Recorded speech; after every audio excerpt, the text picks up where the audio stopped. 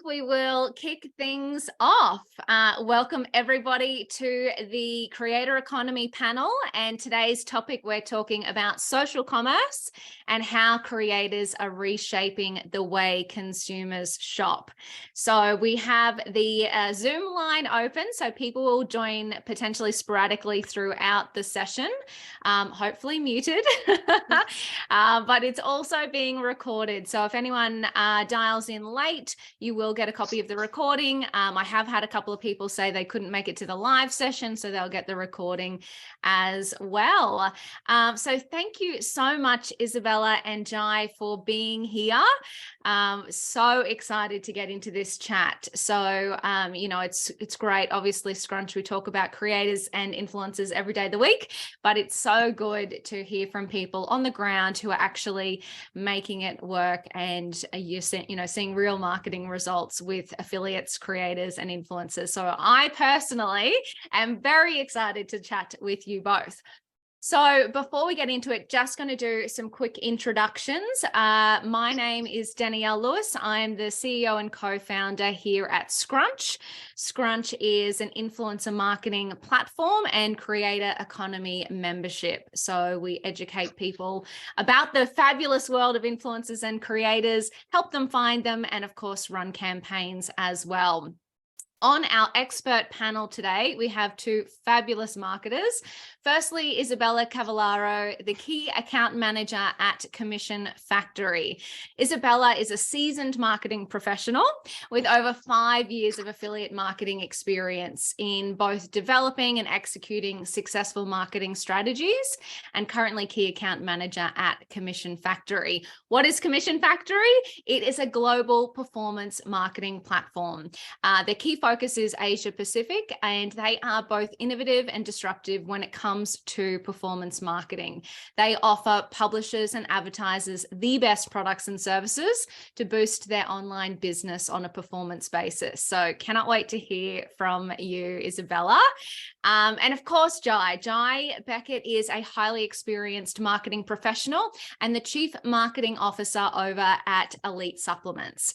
Elite Supplements is the leading Australian provider of sports nutrition and supplements. Jai has over a decade of experience in the digital space. His leadership and marketing expertise have been instrumental in driving Elite Supplements' growth and success in the very, very highly competitive sports supplements market. So super excited to hear from you as well, Jai. Thank you both so much for being here. Of course. No worries. Thanks so much for having us. Awesome. So we have some pre-canned questions that I personally can't wait to ask you both. And then what we're going to do is jump into audience questions. So if anyone dialing in has a question today, please feel free to drop it in the chat at any time, and we will make sure that we ask the presenters your question at the end. So Isabella, let's kick things off. Can you just give us a brief overview on how you actually work with brands and creators? Sure. So this question here is quite custom depending on what your brand wants and needs. So typically a brand would come to you with a specific strategy, and then from there you'll sort of develop a campaign accordingly. However, generally speaking for this panel at the moment, what we tend to do is source and present a brand with a range of different content creators based on their wants and needs. So typically they'll come to us and say, we want X, and then we'll show them X amount of content creators that they can select from. On the other side of things, for creators themselves, we at Commission Factory offer them a range of tools and resources that they can use to help promote the best products and services that they believe in as well. So it's very important to provide that distinction that the content creator should promote a brand that they believe in themselves and that they typically use themselves as well, like on a daily or weekly basis.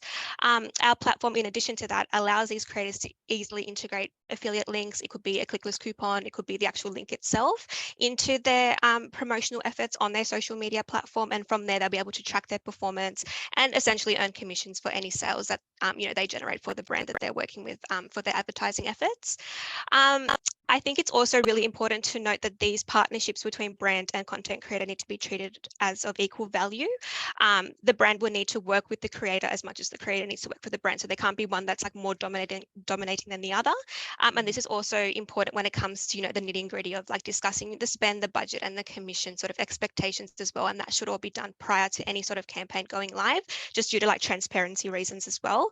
And then in addition to that, at Commission Factory, we also provide like post-campaign analysis, whether that may be a report or, both brand and content creator can access that via our platform in real time as well, just to see how the campaign went. So yeah, that's just the general overview, I guess, from our side. Amazing. I love it. And in that description, you said the words affiliate marketing. Yeah.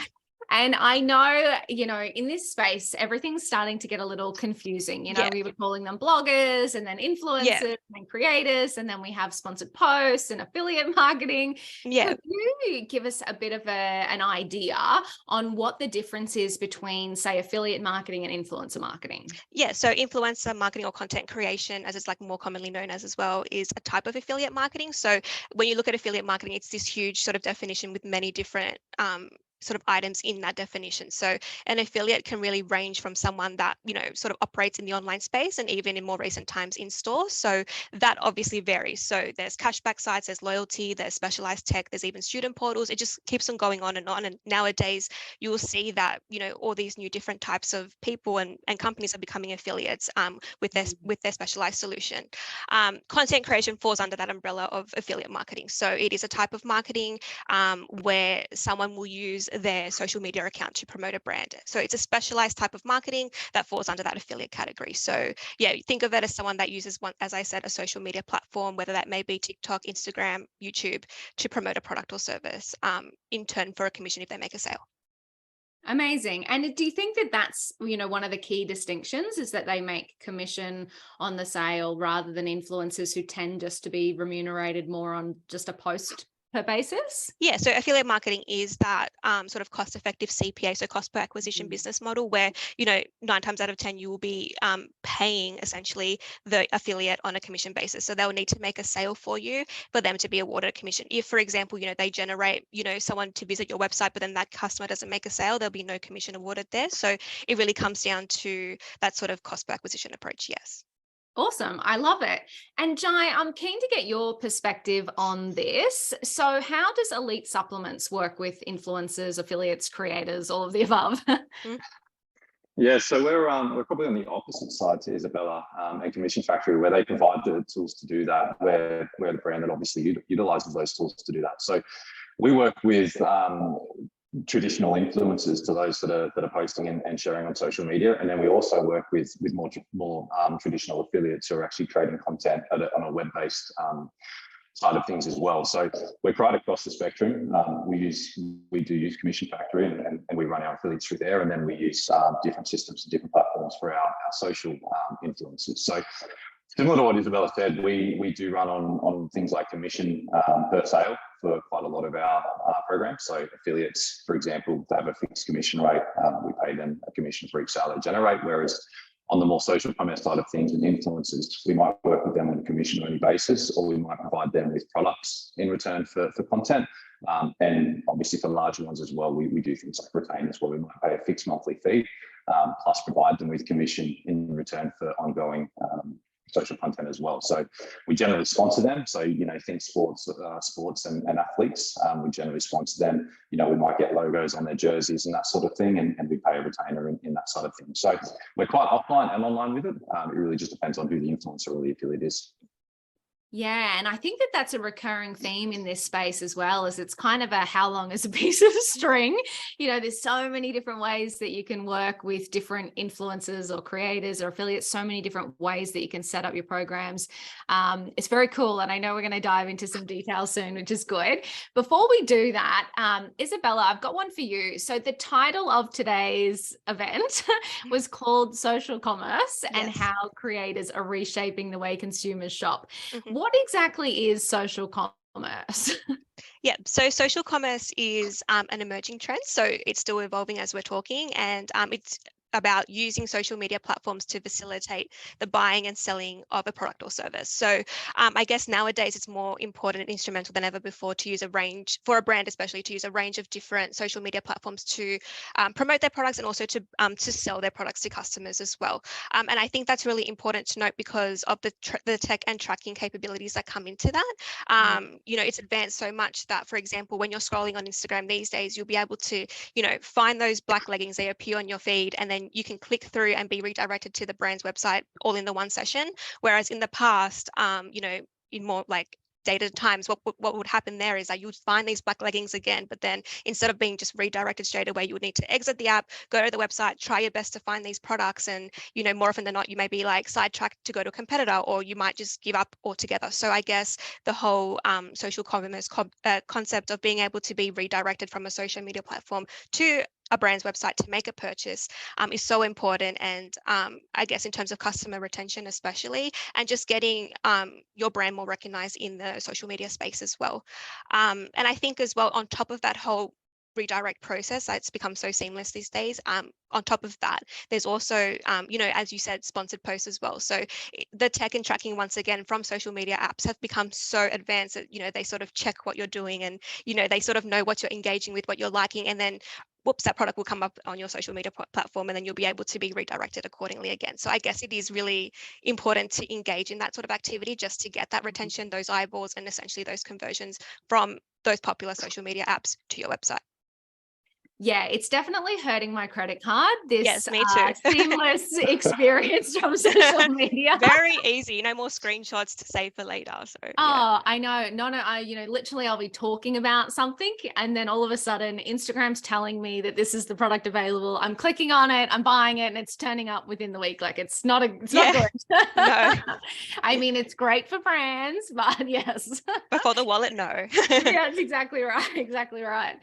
Okay, amazing. So we're painting a picture here. So I've got one for the both of you now. We'll start with Jai this time. You know, as I kind of alluded to, this space is changing really quickly. We used to call them bloggers, then influencers, then creators.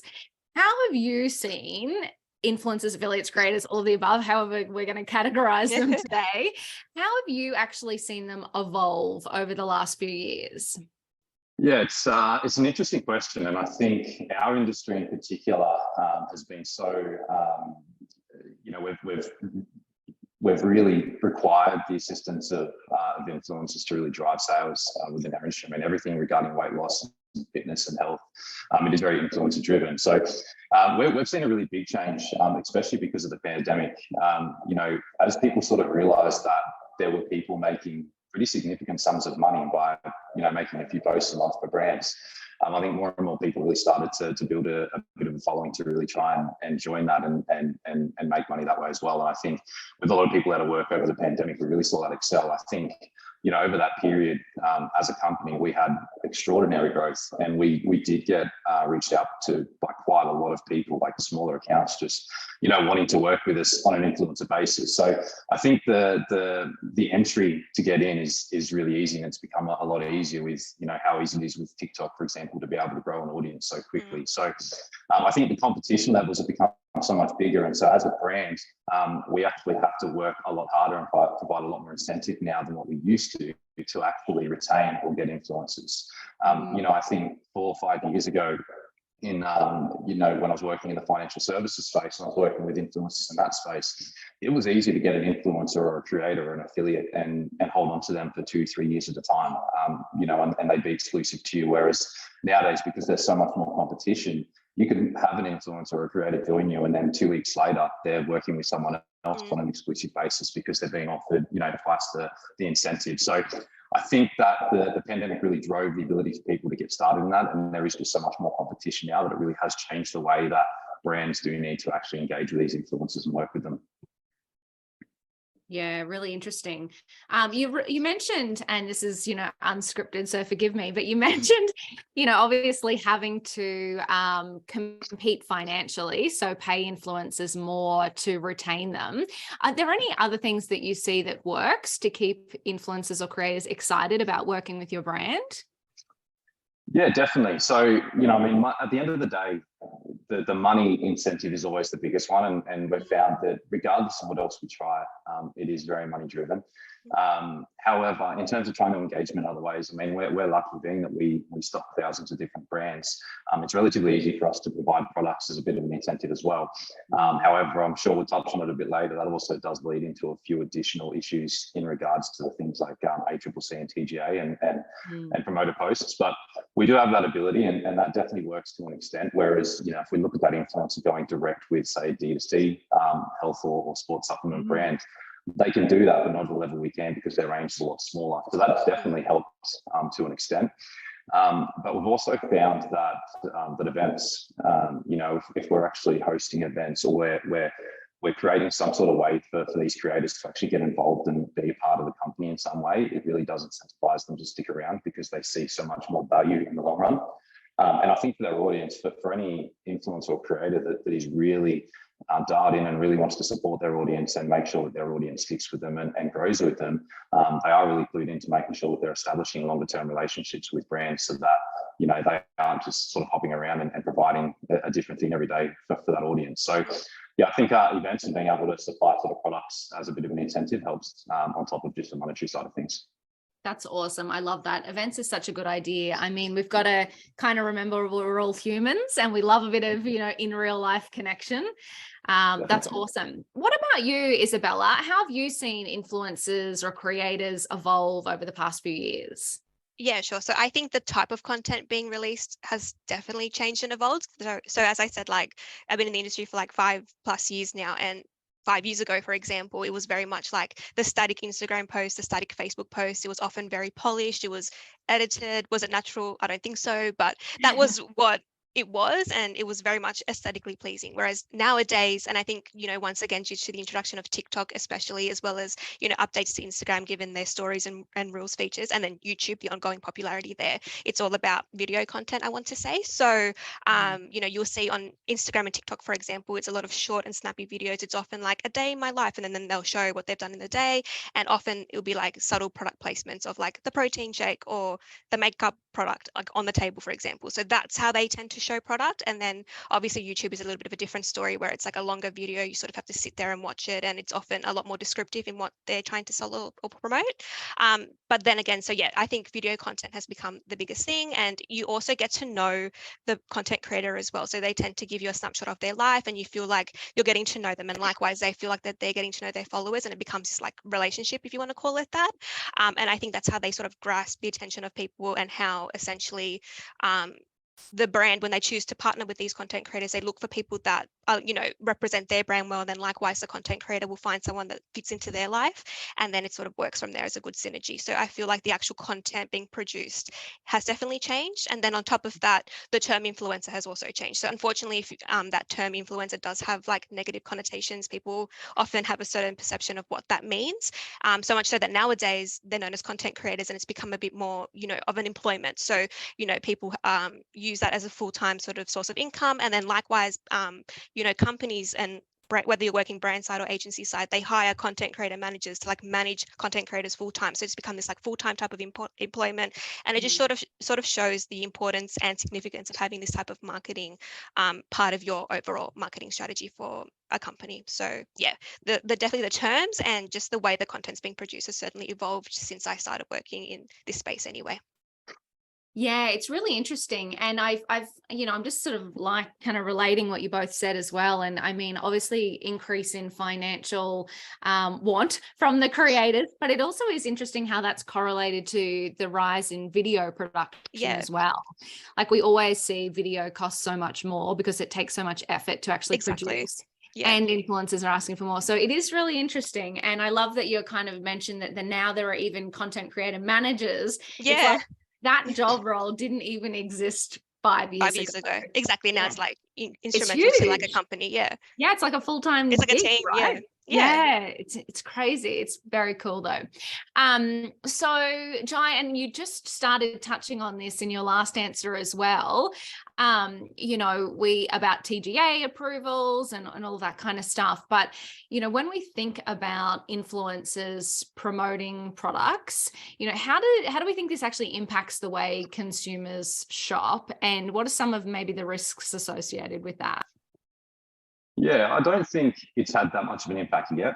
I think it probably will over the next few years as there's a lot more, more of the general population sort of becomes aware of it. But yeah, I mean, if we look at ACCC in general, I mean, the last 2 years now, they've released new regulations in regards to how brands and creators can work together. So I think 2 years ago, when the first one was released, it was targeted towards brands and how brands were allowed to incentivize creators. So there was no sort of downside for creators, but from a brand point of view, if a creator was promoting something correctly or they were not disclosing it was a promoted post, for example, or a promoted article or whatever it might be, brands would be impacted by that. And then last year they released a second set of that regulation that touched directly on creators and the fact that they can now be liable for misleading advertisements, not disclosing partnerships and stuff like that. So, it's very early days for those, and just because of the rise of creators and that influencer world, those have really come into play. So far they haven't made much of a difference. I mean, we haven't seen any changes, to be honest, so far. I mean, obviously we're a bit more careful with how we're making sure our creators are actually publishing content. But I think over the next sort of 2 to 3 years, if those regulations continue to change a little bit more, we will see more of the population sort of becoming aware that those are actually in place. And you'll start seeing, people that are on social media that are seeing an undisclosed advertisement begin to report them. I think that's just starting now. I've probably seen a few cases of that sort of coming into this year. So as people get clued in more, I think it's definitely going to affect it. And it's probably going to mean that there is going to be the need to really shift in the way brands and creators are working together, to really disclose that partnership and try and build an actual partnership rather than these one-off promotions. And then on the other side, and it's probably more so in our space and in sort of food-related space, is the TGA crackdowns as well. There aren't actually that many brands or health and supplement brands or products in Australia that are actually TGA approved. That doesn't mean that they're illegal to sell or they have illegal ingredients or anything like that. But there's only a few that you can actually make specific health claims about without getting in any trouble. And so I guess in our space, we run the risk of an influencer making a claim about a product. So it might even be something as simple as taking this product to help you lose weight. There's actually, I don't think there's a single listed TGA product that actually has that claim attached with it. So, if a creator goes and actually makes that claim, we can essentially be held liable for that claim being made. So it does change the way that we actually work with these creators a little bit, and just really tighten down approval processes and making sure that the content is sound before it actually goes out. But yeah, I think over the next 2 to 3 years, especially on the ACCC side of things, we'll see that really come into effect and be a bit more of an issue, across the entire industry. Yeah, it's really interesting. And I'm glad you said the words that you're tightening the approval process, because that's a really interesting question. Like, people talk to me all the time about, should you just let a creator be creative because that's what they're amazing at? Or should you kind of brief them, contract them, approve their content? I kind of feel like you need to land somewhere in the middle, like let them do their thing, but make sure it ticks all of the boxes. Yeah, correct. I'd agree with that. I think in the middle, I think again, in sort of 2 years, it might be a little bit more towards the way of controlling them a bit more and the content produced. But at the time being, definitely sort of sit in the middle there, let them be a bit creative, but give them a bit of a rough brief to run off and a few, things to try and avoid.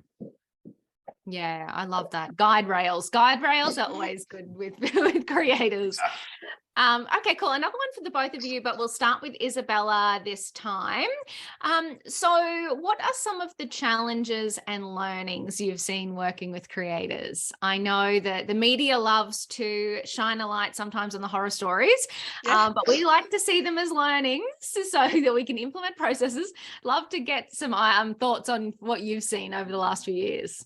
Sure. Okay. So just start off with like the admin side of things. I think definitely deadlines and timelines can definitely be seen as a challenge. So obviously working in an office, you're on 9 to 5, 5 days a week, and you use all this office lingo like COB, EOW, whatever you want to use. And content creators, obviously, they have they're their own boss essentially. So they work to their own schedule. And I think sometimes, having to sort of send across like a certain time frame that you need the content due by. This all needs to be very clear, and using certain lingo may not be completely understood and vice versa. So just making sure that deadlines and timelines are provided in like the most transparent way possible, because otherwise this can lead into, you know, for example, it's good to use a content creator when perhaps you've got a new product going live, and if that product goes live and then the content creator's content doesn't go live, then it goes live late and the product's sold out. It just causes problems. So I think just making sure that timing and deadlines are all just clearly communicated, just so, you know, things like embargo dates and all of that is controlled from the get-go. And I also think that contracts in general are important, just making sure that everyone's aligned in terms of what's expected. You know, we sort of touched on that before about having that creativity, but then also just, you know, making sure that there's brand guidelines that are being abided by and things like that, and just finding that middle ground between the two. So that's definitely really important. And on top of that, just making sure that everyone's sort of aligned branding wise, because you don't want a content creator to work with your brand and then next week they're working with a competitor. So just making sure that everything's super transparent in that regard as well, and that they're on board as like a loyal brand partner. And likewise, the content creator also feels that they, you know, fall in well with the brand as well in terms of the look and feel and things like that. So that's definitely really important.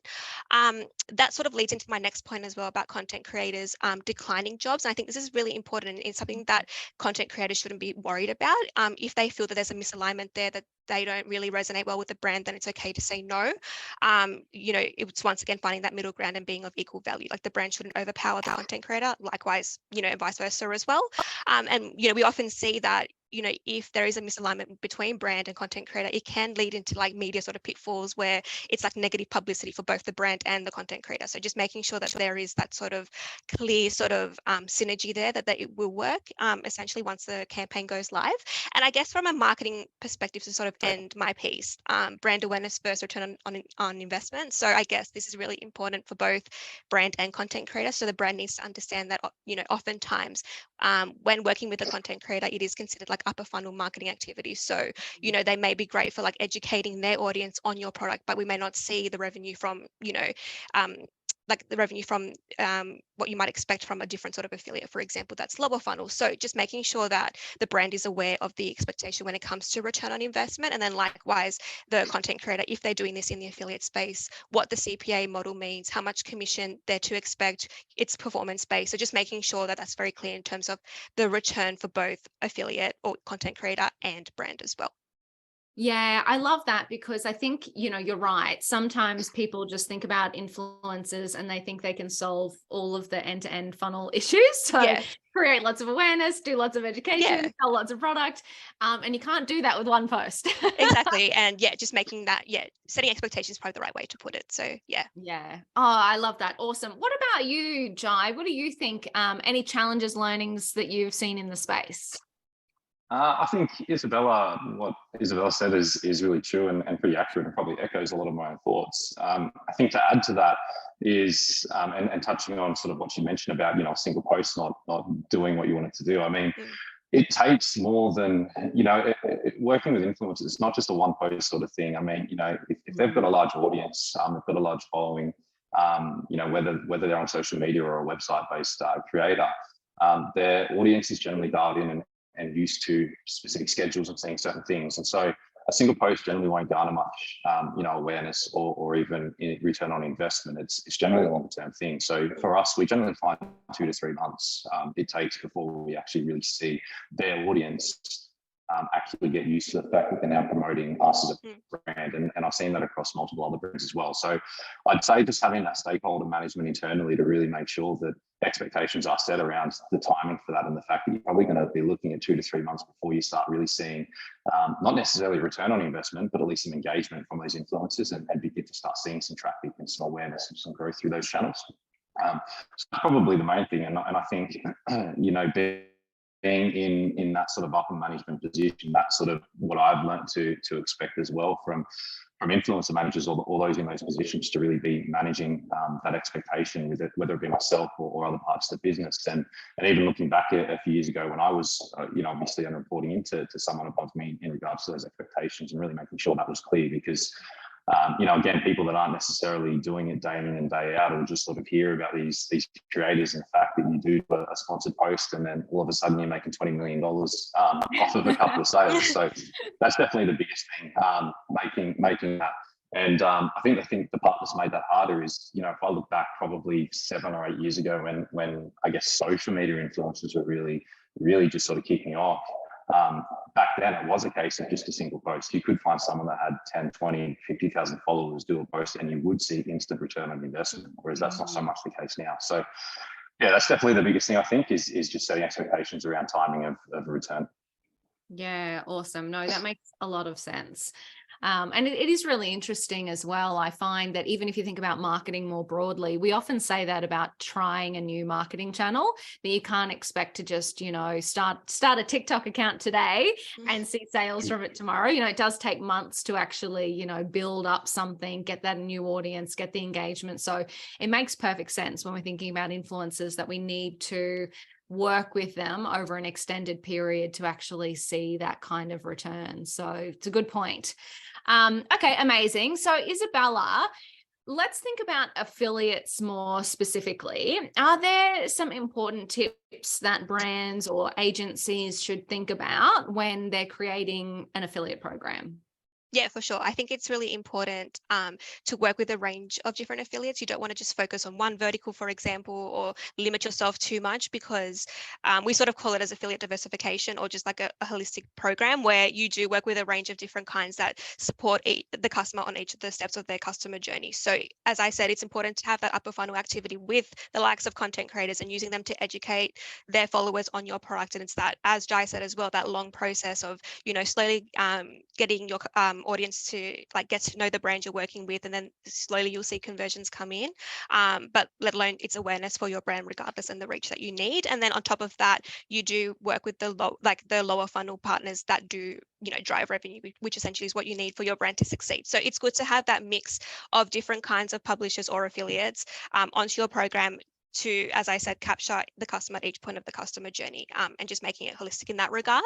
And then for content creators in particular for your affiliate program, it's important to find content creators that best depict your brand. So as I've sort of said already, making sure that they align strategically and there's a synergy there. You don't want someone that isn't well represented, doesn't represent your brand well. You would need to find that synergy accordingly. Also distinguishing whether the campaign is more of a brand awareness piece or a revenue driving one. And I mean, there are content creators that can drive revenue, so just finding that distinction accordingly, and then following trends as well. So it's really important to jump on trends that sort of can be implemented into your affiliate strategy. So whether that may be a specialized tech or a certain type of campaigning, whether that may be video content, for example, just working that way into your affiliate program via the correct affiliates that can help do that.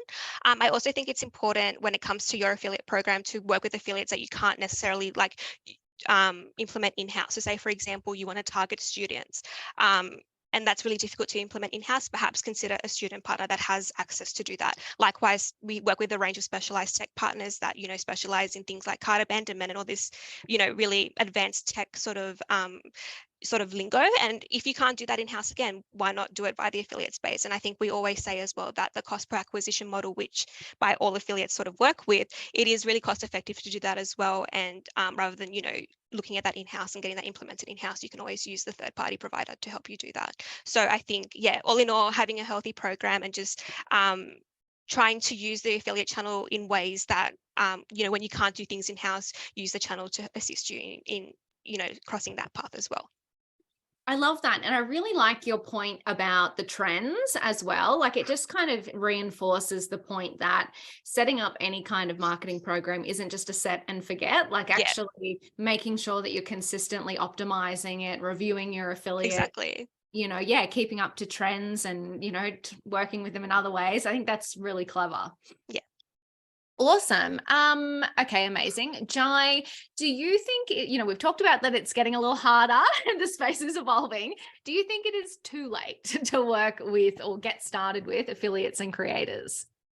No, the short answer is no, it's definitely not. I think it's a kind of a thing in the marketing world, right? I mean, especially digital marketing, every 3 or 4 months, there's a new thing that people are saying it's too late to start. And, SEO, people are saying it's too late to do Facebook ads. And, the fact is that all of them are still great, and influencers is still a huge channel. There's still a lot of untapped potential, and there's a lot of growth to be had through it. As we said, it is a bit slower now. It definitely takes a bit more work to actually do, but it's definitely not too late. I think it's important to, if you're a brand that hasn't previously worked with creators before and you want to, I think it's important to find the right people to actually help you do that, rather than trying to do it yourself, because it is, there are so many restrictions and it is quite hard to actually get something that works right. So that'd probably be the biggest suggestion there, is to find the right people to help with that, whether that's an agency or someone in-house. But to give you an example of just how well influencers still work, I'm sure, most people on the call today have probably heard of Prime, or they've heard of Logan Paul or KSI. And I'm going to use that because we experienced it in our space. But, you look at Prime, there's signs over every supermarket in Australia limiting the amount of bottles that people can buy, because everyone's trying to get this stuff. I mean, people are buying a bottle and then reselling on Facebook for $50. And to be completely honest, all it is flavored water. It's no different to Gatorade. But it's because of the names behind it and the influence that they have. And I mean, the month that they actually launched it, I think in January, they did just over $50 million in sales. 50 million, and that was all purely just because of the fact that the name behind it was Logan Paul, and it's all these young kids and teenagers that are influenced by that name and the content that they create. So I think that shows that in today's world, it is still hugely there's still room for huge success through creators. It's just a matter of actually doing it correctly and finding the right people. We've had that same sort of success. If I look at a few different campaigns that we've run, and we have really good results when we find the right people that actually match the product, or that match the audience that we're going after. So we take a product that we launched a few months ago that is aimed towards the toddlers and new mothers, for example, and just having creators who are either new mothers or that are specialists in toddlers or motherhood, for example. I mean, that worked extremely well. So if you find the right people to actually create the content, you find the right people to management, I think it's still really early stages, and there's still a lot to be done. Yeah, awesome. It's so impressive, isn't it? And I know we don't have this question on the list, but one of the questions that I always get asked about influencer marketing is, does it work? And when I think people say, does it work, they mean bottom of the funnel, actual dollars. And it's so interesting because, yes, it is hard to get right. Yes, you've got to actually put the strategy behind a program. But when you do get it right, yeah, it can be pretty wild, the results that people see. Oh, exactly. Yeah, 100%. And even, we take an example. There was a product called testosterone in our space that came about, it's probably about 12 months ago now, for example. And we, everyone that was when people were really saying that influencers were no longer useful or wouldn't do too much, because that was when the ACCC brought in these restrictions. And we found a single creator. We didn't even bother going after multiple. We just found a single creator to create this product for us. We spent a couple of weeks building a campaign around it and what they needed to do. And we ended up having about 1,200% growth during that month when this product launched, purely off the back of one creator, one influencer, and the social content they were creating. We didn't put any other money behind it. We didn't really run ads for anything else. It was purely all just driven by this single creator. So, another example there to show that if you do it right, then yeah, there's still big upside to be had. So good. I love it. Okay, let's switch gears a little bit, because this is actually a question that came in as we were promoting today's event. Isabella, keen to get your perspective on the appetite of influencers and creators to be paid on commission only. So we kind of talked about, affiliates tend to get this performance payment and influencers, creators tend to get a sponsored post payment. Do we think that, influencers or creators will work on an affiliate model where they get paid on commission only, or is it a hybrid, or what's your kind of view on actually the payments that they get? Yeah, so I think nowadays it's very common to see a hybrid sort of approach. So taking the best of both worlds and putting it together. That's what we tend to see a lot in the affiliate space and what brands tend to sort of accept, and likewise content creators as well. As I said, it needs to be equal. I think in the affiliate space, brands, because they understand how affiliate marketing works, and then with our platform, they have access to all these things that they may not necessarily have when working direct with a brand or in, another scenario. They can be more like there is interest there on a CPA only sort of model, but I do believe that the hybrid approach is probably the most popular option, where brands need to sort of negotiate with the content creator regarding fees. They may lower their fees if there is that commission sort of model being introduced to their marketing campaign as well. So I do believe that people are sort of following that sort of hybrid model. It also depends how big the content creator is as well. So we do tend to work with micro influencers, which may be happier to promote a brand on a commission only basis, or then if they are macro, there may be fees involved. So the bigger you are, it sort of depends on what the expectation is there. But I think just being transparent and working towards the best solution is obviously the best way to go. But I do think because content creators do sort of understand how affiliate marketing works, they may be a bit more like happy to negotiate in terms of commission. But we do tend to see, nowadays the hybrid model is sort of coming in as number one in terms of the most popular choice, I guess, in the end. Awesome. Okay, that's so good. And while I've got you, Isabella, obviously we've talked about different layers of the funnel and we've talked about performance. How do you actually measure success across different types of influencer or affiliate campaigns? So once again, it sort of depends on how you're using the campaign, whether it's brand awareness or like a return on, like a big revenue driving campaign. We tend to use return on ad spend to sort of determine from a brand sort of perspective how well a program or a campaign performed in terms of take home money for that advertiser or brand. However, other metrics such as conversion rate, average order value, this all helps in determining how successful a campaign was, even click traffic as well to your website. It just really depends on how you're treating the campaign, and then you sort of judge accordingly. So if it is a brand awareness piece, perhaps the clicks is important, because you're getting people to go to your website, potentially new customers as well. So that's a success for some people, whereas others tend to look at return on ad spend and then they say, okay, we've made this much money from this campaign, and then they determine accordingly whether that's successful or not. So yeah, it does depend, and once again, it just comes down to how you treat the campaign and what you want out of it, and then you look at the right reporting accordingly based off that. Yeah, awesome. And I love that idea too, that, the strategy is going to change, and what you actually do, what kind of creators you work with is going to change depending on the outcome that you're actually after. Yeah, exactly. Cool. So good. And last one for you, Jai, how, we've talked a lot about various elements of a campaign. How do you actually set up a campaign in the beginning for success? So I could probably sit here for like half an hour and run through how to create a campaign from end to end. But I guess the easiest way to look at it is I feel that probably most marketers still look at it as that quick win sort of thing. So it is very rushed together. It's sort of, here's what, here's the influencer we want to use, here's the product we want to create, let's give it to them and get them to create something and hope for sales. But I think in general, you really need to look at it like a regular marketing campaign. If you've got a new product or a new service coming, you probably spend 3 or 4 weeks building out a campaign, a strategy, the audience you want to target, what your goals are. And you really need to look at creator, working with creators in that way. So I think the very first thing to do is really figuring out what the point of the actual campaign is. I mean, why do you want to engage with these creators, and what do you want to get out of it? Do you want direct sales, which I'm sure everyone does, but is it purely to get sales? Is it to build engagement around the brand? Is it to build awareness for the product or the brand or the service? So I think you really need to identify what the actual goal is, and that will essentially determine how the rest of that campaign is going to run. I mean, even figuring out that goal will help you identify what creator or what influencer will actually be best to work with. So, if you do choose that you want to run something because you want brand awareness, then the creator you work with is going to be someone that creates amazing content that isn't necessarily selling or creating content that sells.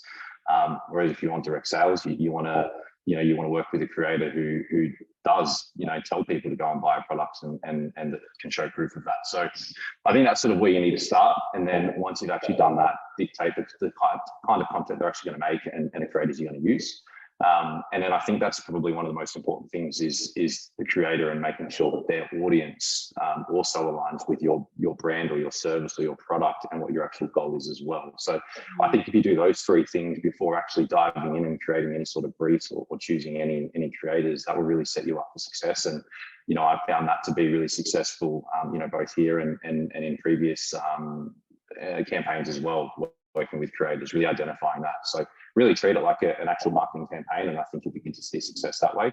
And once you've figured all that out, that's then where you can move on to the planning and the execution stage as well, and get that content created and go from there. Yeah, that is literally the best advice. We do see so many people who say, I want to work with this influencer. I'm like, why?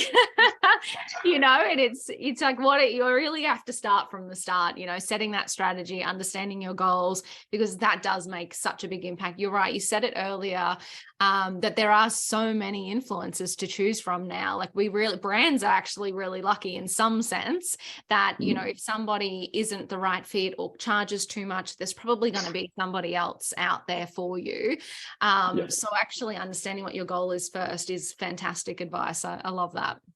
Definitely, yeah. And to add to that too, just because you did mention about there being so many creators and influencers, that also leads to the point about what the point of that campaign is. I mean, if it's brand or product awareness, you'd actually be better working with a creator or an influencer and then working with 10 other creators or influencers who are in that same group as them. So, finding influencers or creators that actually work together or follow each other, because they're all going to share the same audience, which means that audience is going to see the same message across 10, 11 different people, which is great for awareness. Where, as if your point is direct sales, you don't really want to be working with influencers or creators that are in that same circle, because you've then got them competing with each other, but you're only hitting that segment, that same audience as well. So it is important to really know that goal so that you can work out who those creators are going to be. Yeah, that's such a good point, because people often say that they're like, what about duplicate audiences? And that's a really good distinction about the awareness versus the direct sales, because, there is some kind of stat that like consumers need to see a brand 16 times now before they actually make that purchase decision. So if you're kind of doing that work upfront in the awareness piece, then working with influencers who can kind of reshare and tag each other and comment and drive engagement and brand awareness is a really positive thing, I think. Yeah, exactly. No, I agree. Awesome. Okay, amazing. Well, that leaves us with about 10 minutes left for audience questions. So if anyone is feeling brave enough, please feel free to drop any question for our amazing panel into the chat box. We haven't had any questions come through just yet. So we'll give everyone a couple of minutes. You never know how chatty everyone's going to be on these panels. But thanks, guys. It's a really interesting conversation, and I do appreciate you both taking the time to share your insights and wisdom with the community. It's awesome. Yeah, no, not a problem. And No worries. Thanks again for inviting us to speak. And I hope everyone here's gained a little bit of insight or maybe found a piece of information that's helpful or aligns with what they're trying to do. I guess that's the end goal of today. Yeah, agreed. Yeah, definitely. I mean, it's interesting, right? I've been in influencer marketing for probably a decade, and I still learn new things, right? It's been really interesting learning about the affiliate side of things. For me, I haven't dabbled in that too much. So yeah, really, really interesting perspectives today. And look, we've got Kiama. Thank you. As an older, fabulous woman, this is information she needs to understand. I love that. So good. Awesome. I think everyone's being a little bit shy. So if nobody has, hang on, we've got one. Woohoo, Maria. So what's your predictions for how influencer marketing will change? So any future predictions, guys? What do you think? I'm happy to start off with that one if you want, Isabella. So I think, I mentioned it before about the amount of restrictions that are getting put into place around influencer marketing. I think that's really going to change the way that we do work with influencers, and the fact that there are going to be so much more stricter rules on what they can actually do and how they do it. And it does mean that we'll probably see a lot more demand for influencer management-based positions across brands, because they're really going to need to, you'll probably find that you'll maybe need, one influencer manager for every X amount of creators that you have. I work with brands that, they have one influencer manager, I think, for every 6 or 7 influencers that they actually use. And it's for that reason, so they can really be on top of the content they're creating, really working with them, being really proactive. So I think that's probably what we'll see over the next few years, is a lot more demand for those positions and a lot more one-to-one interaction between brands and influencers, rather than, simple email communication about sending out briefs and just having content created. There'll be a lot more proactive work involved. And I think as well, just from my side of things, I think brands will be ever more important than ever before to engage with these type of creators. What I'm sort of seeing in the news at the moment are high profile celebrities are no longer relatable. Coincidentally, sorry to bring them up, but the Kardashians, they were reality stars that everyone watched and related to, but nowadays they're so out of touch with reality, and how we live versus how they live is so different that people are no longer seeing them as relevant. And now they turn to people like content creators you want to take Logan Paul, for example, or someone a lot smaller, like the local from Sydney, for example, and they tend to follow these people and trust their opinions, because essentially content creation is listening to someone give a trusted review on a product and then going to buy that product. And if you go listen to Kim Kardashian talk about something, perhaps that's not relatable anymore compared to so-and-so from Sydney, and you're going to listen to that person from Sydney and go buy that product, and that's what brands want in the end. So I think it's really important for brands to sort of really engage with these content creators, rather than resorting to high profile celebrities, for example, and using them to promote your products compared to the content creator. So I think that's definitely something that will definitely take charge this year anyway, in terms of who you want to work with.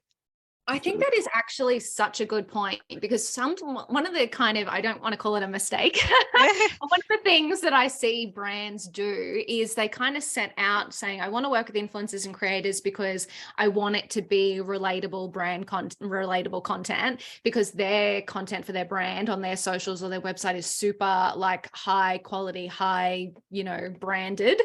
But then when they get the influencer content back, they're a little disappointed, because it's not super professional. But I'm no, that's actually the stuff that works, Yeah. This is the everyday people that can access your product. So yeah, I really love that point. Okay, we've got another one come through from the fabulous Anita. So any advice, and this actually, Jai, this one might be good for you. So any advice for businesses that are not manufacturers and sell brands that other competitors also sell?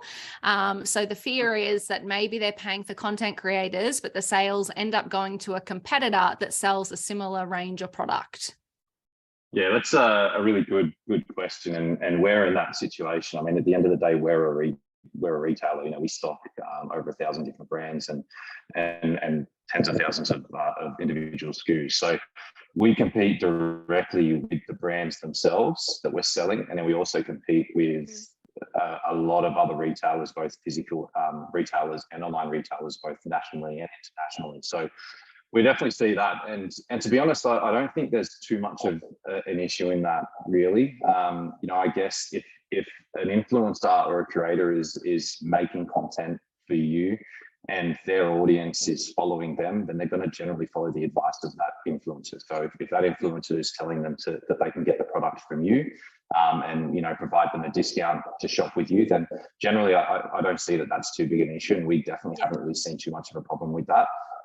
And it relates back to that last question about the content being relatable. If that influencer is relatable to that particular individual that's following them, chances are they're going to shop with who they're recommending. So definitely not too much of an issue. However, if you are competing directly with brands, that's definitely where we sort of see a bit more of a problem. And I don't know, Anita, if that's necessarily an issue for you, but generally the way we go around that to make sure that we're not, I guess, losing sales to the brands directly, who can probably offer a bigger discount or cheaper prices, is we actually get them in on it. So we'll generally go to brands first, and we'll say, hey, we want to run these influencer campaigns. Do you guys actually want to put, credit a few $1,000s or whatever it might be, or even credit the product, so that at the end of the day, it's not really costing us anything to run these promotions. We're not losing out. And if they do happen to buy directly with the brands, at least we've actually received some sort of benefit or incentive from it.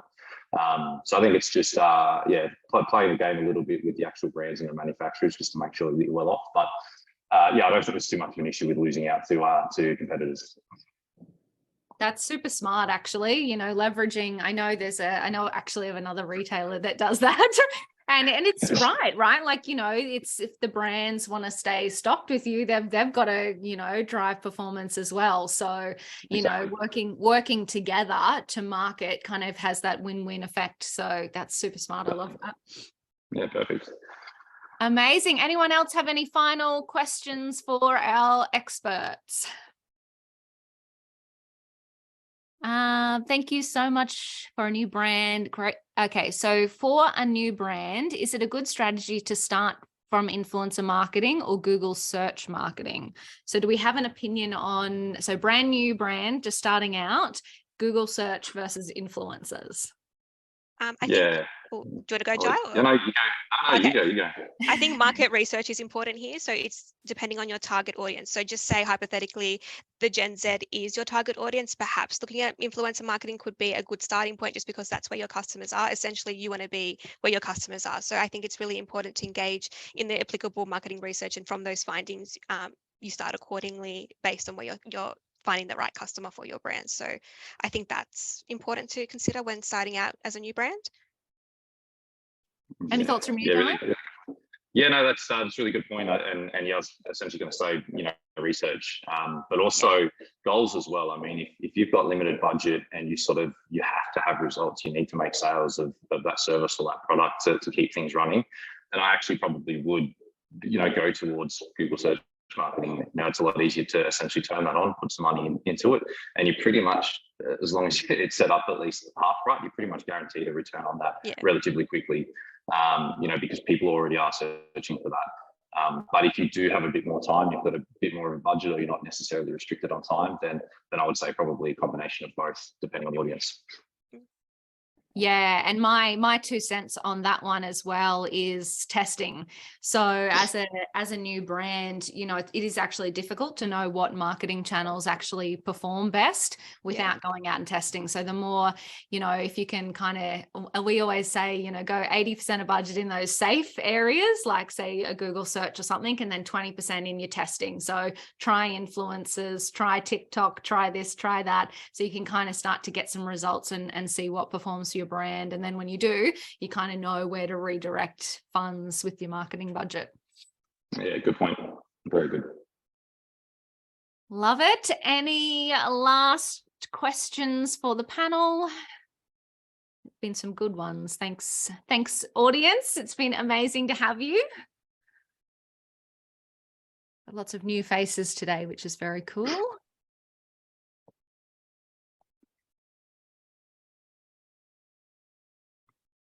All right. Well, it looks like that has wrapped for question time. So again, thank you everyone who's dialed in today. Thank you everyone who's listening to the recording. And of course, thank you Isabella and Jai for your time today and sharing that wisdom. It's been absolutely phenomenal. Really appreciate your time. Thank you for having me. No worries. Thanks so much for having me as well. Anytime. Love it. All right. Thanks everyone. Bye. Bye everyone.